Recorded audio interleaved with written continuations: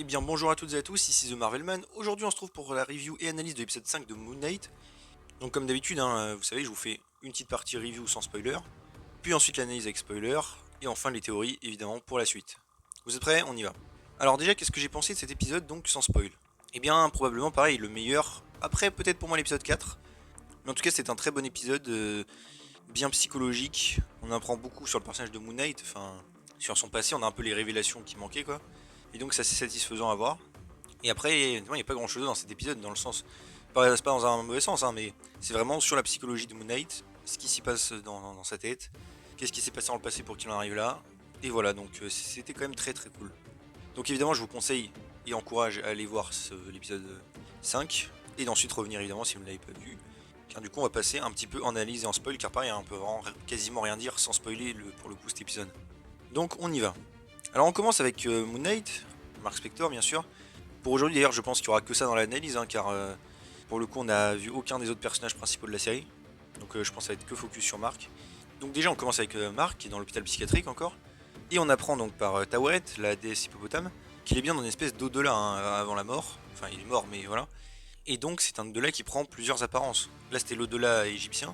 Mais elle nous explique que donc dans le MCU, c'est un peu ce qu'on s'entendait dans d'autres projets, il y a d'autres formes de purgatoire de vie après la mort quoi. Ce qui est assez intéressant, avec une rêve par exemple au monde astral de Black Panther, qui est d'ailleurs la même dimension astrale qu'on voit dans Doctor Strange, hein, je rappelle c'est la même dimension.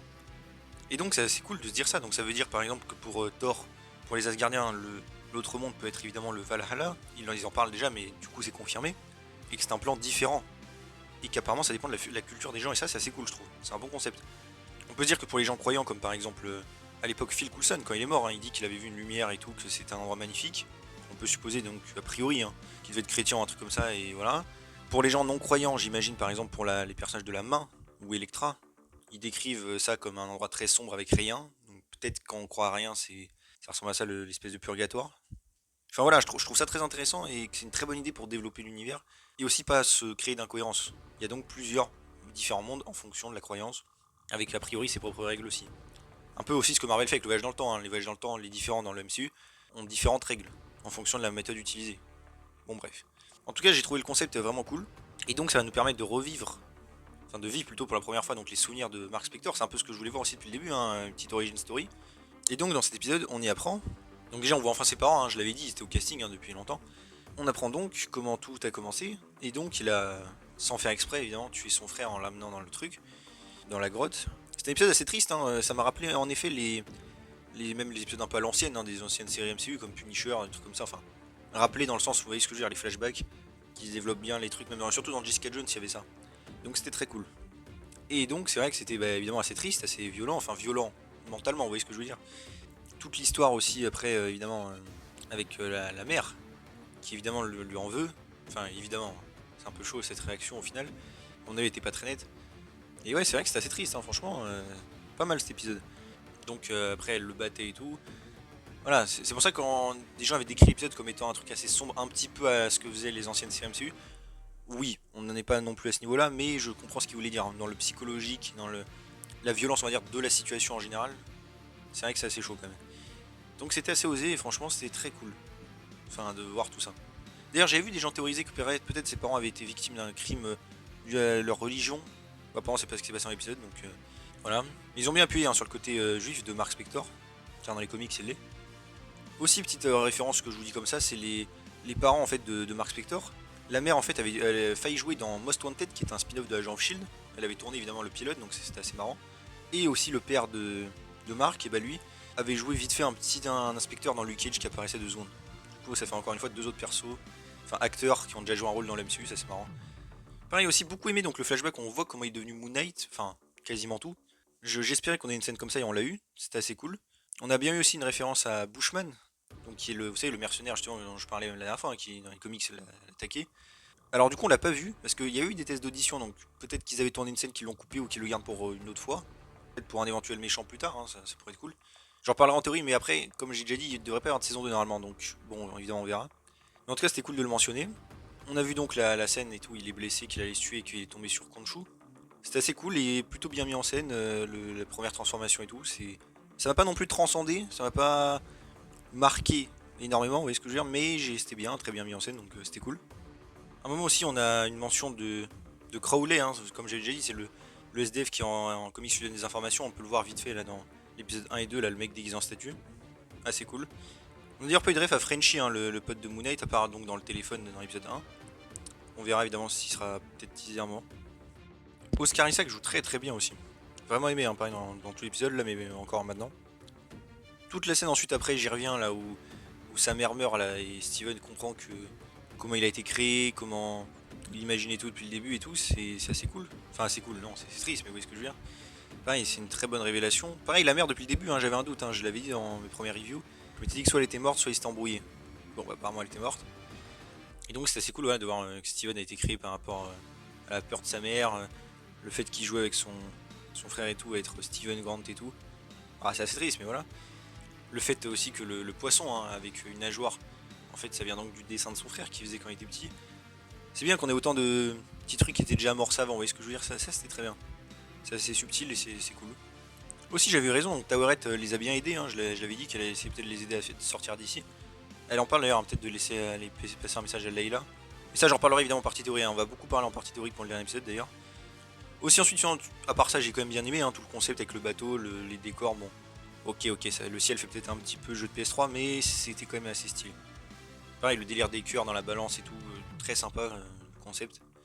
L'espèce de zombie là, des mecs qu'il a tués et tout, pareil, pas mal aussi. Il affronte ses démons quoi en fait, hein, littéralement. J'ai bien aimé aussi le fait que par moment il se réveille entre guillemets, mais en fait il se réveille pas du coup, et qu'il est face à Arthur Harrow là en docteur. Et du coup ça fait un peu comme s'il lui confiait les choses, alors qu'en fait c'est pas réel. Enfin, vous voyez ce que je veux dire, c'est une espèce de mise en abîme dans une mise en abîme. Vous voyez ce que je veux dire, c'est assez cool. On a l'impression qu'il se confie d'un truc qu'il imagine, sauf qu'en fait il imagine aussi et qu'en fait dans le monde réel, enfin le monde réel du coup qui n'est pas vraiment réel non plus, il est dans le purgatoire en train d'essayer de sauver son âme si on veut plus dire, hein. C'est quand même assez drôle.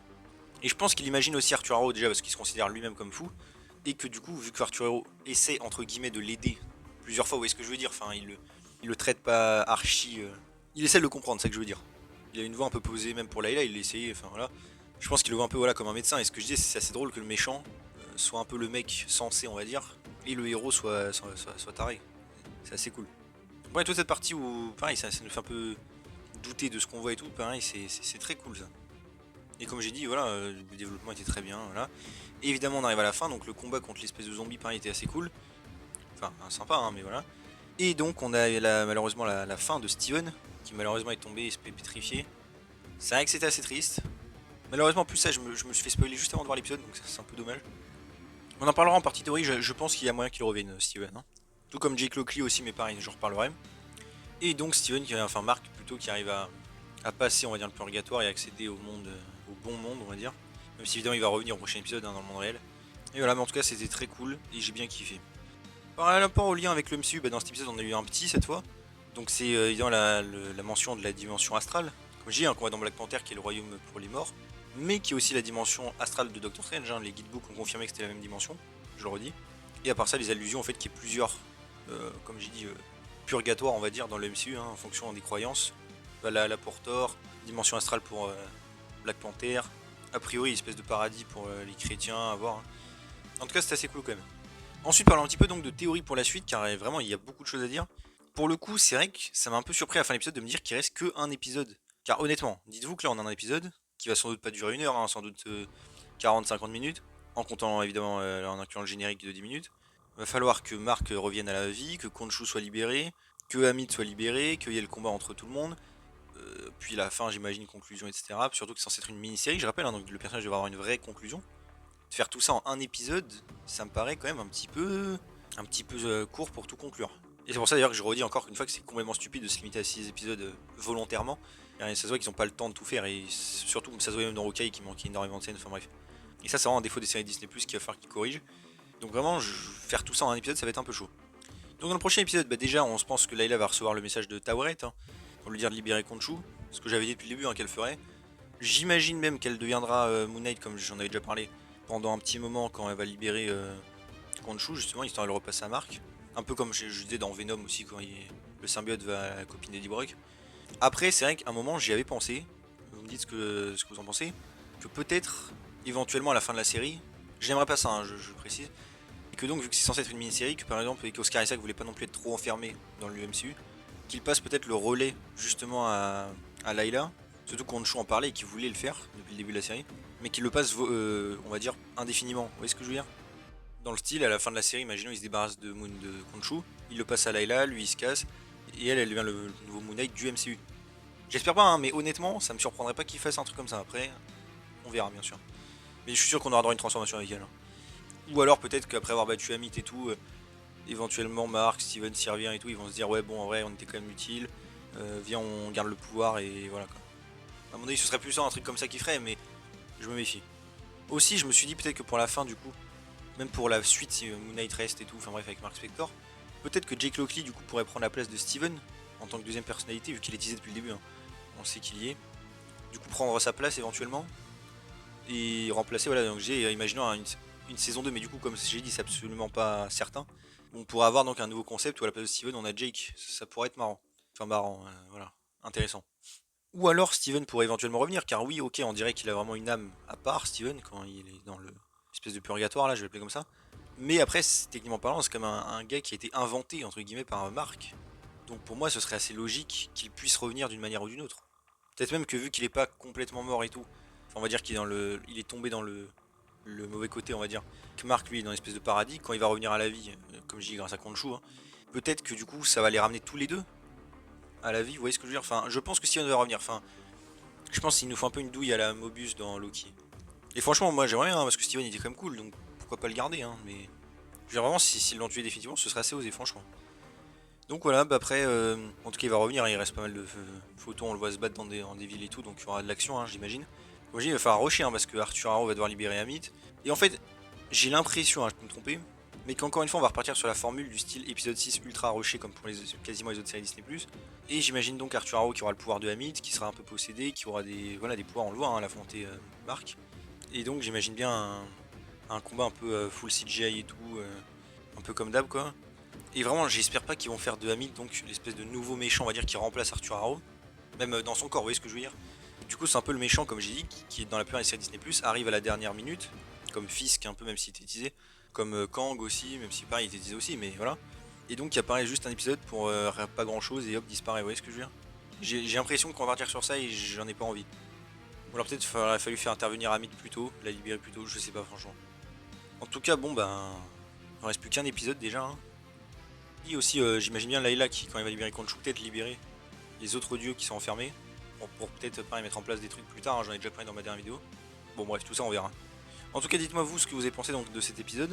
Est-ce que vous avez aimé? Quelles sont vos théories? C'est vrai qu'au final, voilà, comme j'ai dit, il n'y a pas énormément de trucs à dire. Puisque l'épisode est vraiment focus sur Mark et tout, et les souvenirs, quoi. Il n'y a pas grand chose à dire de plus, à part les théories. Mais voilà, on va voir évidemment comment tout ça va se goupiller. Et évidemment, quelle sera la fin de la série. Si Moon Knight sera teasé pour d'autres projets, je pense que oui, bien sûr.